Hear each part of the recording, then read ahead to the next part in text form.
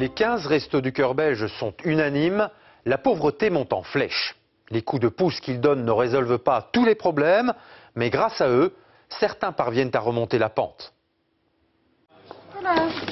Si les restos ont tous la même mission, les modalités sont parfois différentes. À Mons, outre les repas chauds servis sur place, on distribue des colis alimentaires.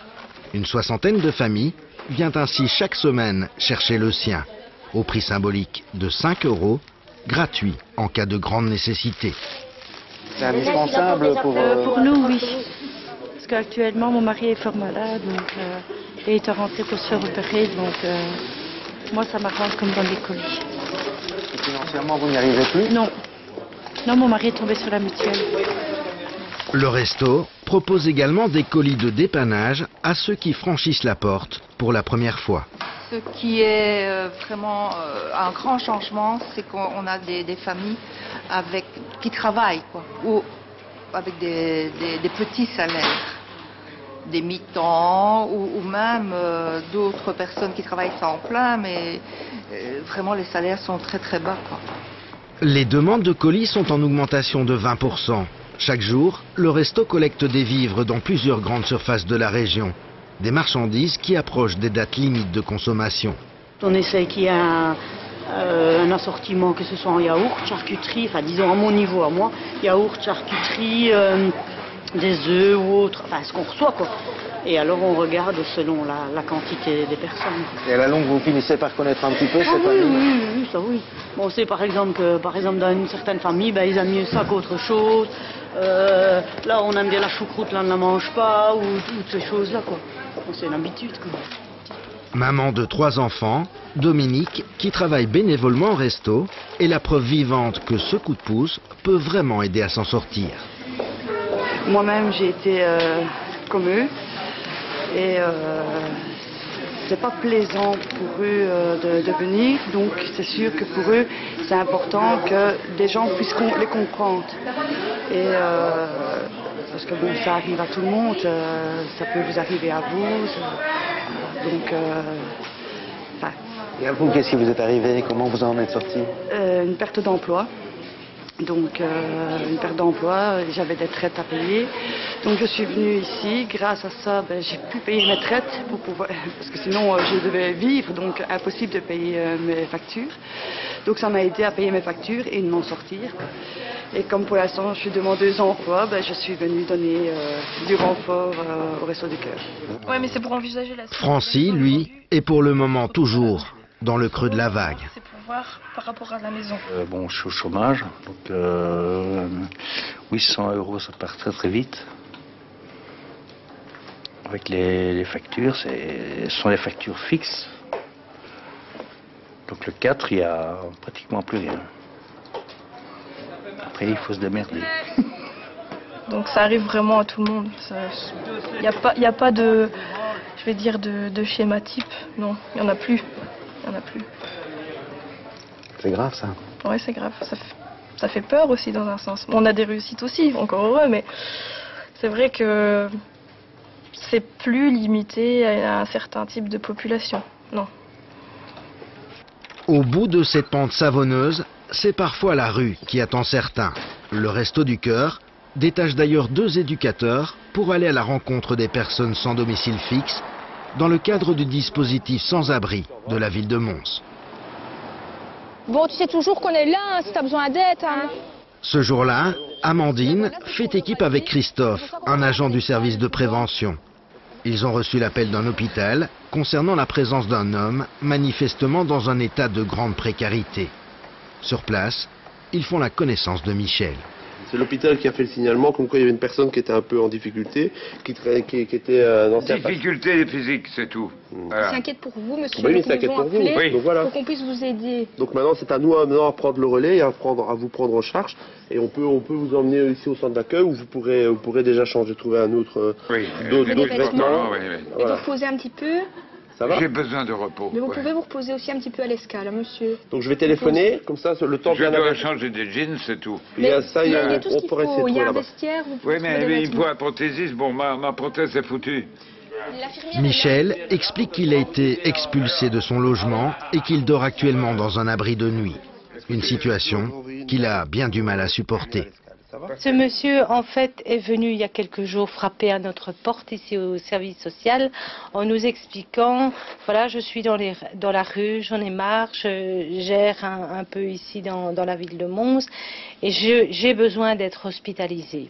Visiblement, il s'était déjà adressé au service des urgences qui n'avait pas vu de pathologie aiguë, pas de problème aigu justifiant l'hospitalisation, mais on a bien compris qu'il y avait une détresse sociale et que ce monsieur avait besoin d'être pris en charge. On va descendre par là, ce sera plus facile. Les éducateurs décident d'emmener Michel vers un centre de jour pour sans-abri. Monsieur nous a fait la demande de pouvoir se changer.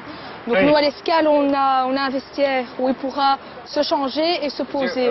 Et après, on va voir avec lui, on va élaborer un projet et ensuite on pourra travailler avec monsieur. Tu dis à ma Guibol, plie-toi. Plie-toi, Guibol. Michel bénéficie d'une pension d'handicapé qui ne lui suffit pas pour se loger et se soigner. Au centre, une équipe spécialisée va tenter de l'aider à recharger ses batteries. Un centre qui affiche complet en ce mois de janvier. Des navettes emmènent quotidiennement les bénéficiaires qui le souhaitent vers le Resto du Cœur. Mais ici, on est loin de penser uniquement aux estomacs. Mais là, une oreille pour les écouter, pour pouvoir les guider, pour pouvoir les soutenir aussi. Vous faites pas mal d'activités avec eux. Bien sûr, on fait des activités, comme vous pouvez voir maintenant, on fait une petite partie de kicker pour dire de se détendre un petit peu et de passer un petit peu un bon moment tous ensemble, sans qu'il y ait plus de barrière éducateur et bénéficiaire. Voilà. Au Resto du Cœur de Charleroi, on est également confronté à une importante population de sans-abri. Le vestiaire, qui propose des vêtements et des chaussures de seconde main, leur est réservé en priorité. Il y a moyen d'avoir une paire de chaussures, s'il te plaît. Je suis à la rue, j'ai plus de chaussures. 43. Allez, c'est génial. Voilà. Sans domicile et sans revenu, Thierry, par exemple, doit mendier pour survivre. Si je ne fais pas la manche, ben j'ai rien du tout, quoi. Donc voilà. Heureusement qu'il y a des endroits comme celui-ci. Ben oui, où voulez-vous qu'aller? C'est vrai que si eux ne seraient pas là, je ne sais pas ce que les gens feront, hein, parce que j'assure qu'il y a plus de gens qu'on ne le croit qui sont vraiment dans la précarité, quoi. Mais j'ai appris il y a peu de temps qu'on peut avoir un CPS de rue pour pouvoir s'en sortir un peu. Donc je vais faire les démarches pour le faire quand je la prière, quoi. Lorsqu'il enlève son t-shirt, les bénévoles s'aperçoivent que Thierry souffre d'une sérieuse blessure à l'épaule. Oh là là, tu dois aller chez le médecin. Ça sent mauvais, regarde, chaque fois ça pourrit. Ouais. Écoute, si tu ne trouves pas une solution, je vais venir avec toi. Ouais, okay. Mais tu ne peux pas rester comme ça. Je t'ai dit, j'étais à l'hôpital. Hein. Elle m'a dit, ah non, ici au repoint, là, tu vois. Elle m'a dit, ah non, il faut payer. Je dis, écoute, tu ne seras pas payé, j'ai pas d'argent. Ah non, ben voilà. Hop. Non, écoute, moi je viens le mercredi et le vendredi. Si tu n'as pas de solution, tu verras avec moi. Ça va, pas assez. Non, ça va. À la limite, si on veut le faire soigner, on va devoir frauder. Je vais aller avec monsieur. Pas avec ma carte 6, évidemment. Je prendrai celle de mon époux. Et on va essayer de trouver un médecin qui soit d'accord de le soigner. Et à partir du moment où on a une ordonnance et tout, et on va à la pharmacie, on achète les médicaments et on a les réductions. Face à des cas extrêmes, certains bénévoles n'hésitent pas à y aller de leur propre poche. Je trouve que c'est pas juste. Nous, on a tout ce qu'on veut, en quantité industrielle. Et vous voyez ce gamin-là qui est venu ici avec sa plaie, ben, moi je vais aller à l'hôpital avec et je vais payer ce qu'il faut. Je ne te pas le laisser comme ça. Moi, je viens d'une famille de 10 enfants. Nos parents nous ont appris à être généreux et je le serai jusqu'à la fin. On a l'impression que c'est une tâche sans fin, justement. Ici. Oui, ça n'arrête pas. On ne te voit pas avancer. C'est parfois décourageant ou... Non, je ne me décourage pas. Moi, je me dis que c'est comme ça et qu'il faut quand même les aider. Est-ce que vous pensez que la société a suffisamment conscience de l'ampleur de la précarité aujourd'hui? Non, la société est égoïste. Et tout ce qui est marginalisé reste marginalisé et on n'avance pas. On n'avance pas. Et alors les bourgeois deviennent de plus en plus bourgeois. La classe moyenne, elle s'en fout. Et les pauvres, ben, ils sont dans la rue. C'est comme ça. Vous avez apporté une ordonnance de 50, on vous en donne 20, donc il en restera 30 à reprendre. Ça va? Voilà, il a pour 15 jours ce médicament-là, on donne par petite dose. Faciliter l'accès aux soins et aux médicaments pour les plus défavorisés, c'est l'objectif du dispensaire mis en place à Liège. Présidente du Resto du Cœur, mais surtout médecin, Marie-Hélène Meurice consulte gratuitement une fois par semaine. Quand les gens ne sont pas en ordre de soins de santé, donc en ordre de mutuelle, ou ce sont des illégaux qui ont une difficulté momentanée à l'accès aux soins, à l'accès aux généralistes, et le temps qu'ils se remettent en ordre, et on les aide aussi à se remettre en ordre dans tout ce qui concerne la mutuelle et accès aux soins de santé, mais pendant ce temps-là, provisoirement, je les prends en charge comme médecin généraliste, mais je limite ça dans le temps à 6 mois. Pour qu'ils ne s'installent pas dans ce système. Les médicaments sont eux aussi distribués gratuitement, à condition d'avoir une ordonnance. Des médicaments qui sont en fait rapportés par des patients dans les pharmacies et qui, plutôt que de finir à la poubelle, sont récupérés par le resto. Je fais la petite main, je marque les dates et je dis à quoi ça sert. La population défavorisée est très souvent une population en mauvaise santé, qui a des maladies chroniques de type hypertension, diabète, et donc a beaucoup de médicaments. Donc c'est très coûteux dans un budget de personnes défavorisées, c'est très important. Ça veut dire que peut-être que sans vous, certaines personnes ne se soigneraient pas correctement. Oui, effectivement. En fait, le gros budget de départ des défavorisés, c'est le logement.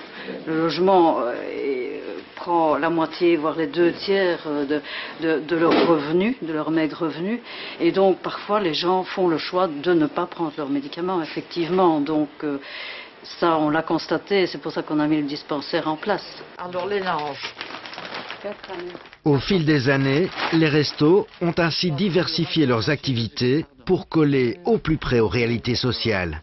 Ils ont créé de nouveaux services, comme ce coin maman-bébé, qui aide les jeunes mères à s'en sortir.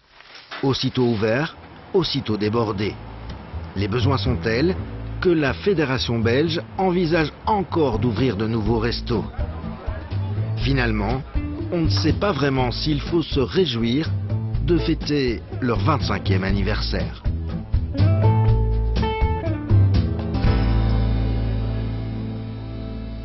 Plus que jamais, les restos font appel aux dons. Aucun bénéfice des opérations françaises, comme la très médiatisée Tournée des Enfoirés, n'est redistribué en Belgique. C'est la raison pour laquelle la Fédération belge organise pour la 4e année consécutive son propre tour des Restos du Cœur. Ce sera au mois de mai. 25 artistes belges et français seront réunis pour 3 concerts à Verviers, Liège et Bruxelles.